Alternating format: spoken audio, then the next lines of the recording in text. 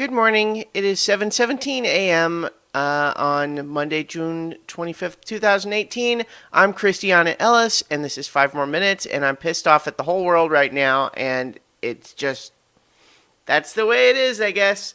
Uh, I'm, uh, I'm recording this for a second time because some fiddling around on my microphone turned the switch off, apparently.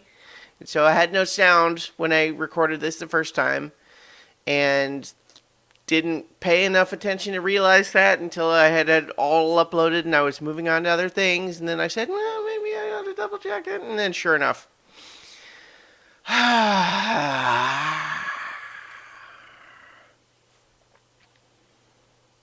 it has me feeling less inclined to be charitable about uh, the. I talked a little bit in the original video that had no sound about the Westworld Season 2 finale, and now because I'm pissed off, I'm going to be less forgiving in my assessment of its faults.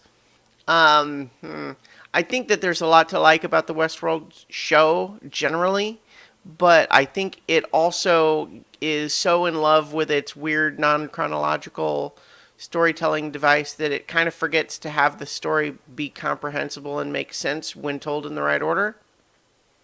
It kind of uses that as a way to disguise pretty simple basic storytelling and make it seem more profound than it actually is.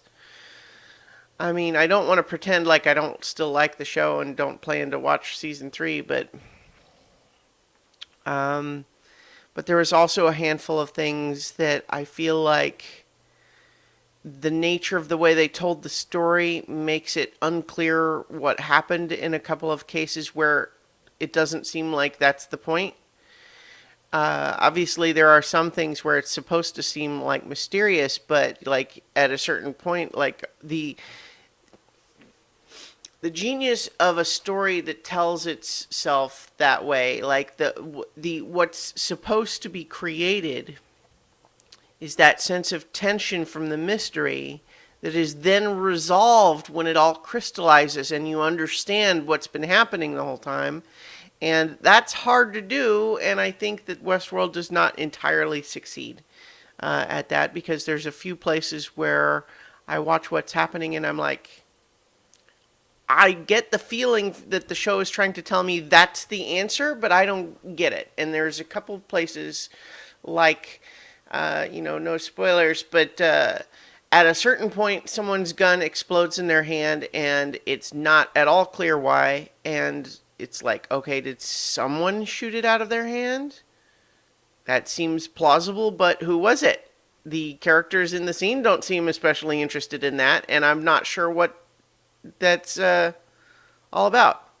Um, and, maybe that's just me missing some clue, but I was paying attention, so I feel like if they made it that hard to catch, then I don't think it was a very well executed plot point. And so now I'm grouchy, and I've got a lot to do, work to do, and I'm recording this a second time, so. So if you feel like you liked Westworld Season 2 more than I did, then good for you. I'm glad. I'm glad that you did. And again, I don't want to overstate my criticisms. There's a lot to like about it, and I think that that's the only, like, if there wasn't a lot to like about it, I just wouldn't watch it, and then there would be no point in even talking about it. But because the show does a lot of things that I like, I am more irritated by the parts where I don't like it as much. So I think that it's telling an interesting story, and there's a lot to like about it, and I like all that, but it just makes it all the more frustrating that it kind of goes for this air of faux profundity when it really puts a lot of the weight necessary to support that on its fancy storytelling tricks, which I'm not sure are really capable of supporting all that way. Anyway, Yeah, so I spent the last video talking about half the time about how I didn't really accomplish anything yesterday, but that was fine, and then a little bit talking about Westworld. Now I talk more about Westworld. At least this one's going to have sound, and I'm going to be going to work cranky and blah. Talk to you tomorrow for 5 more minutes.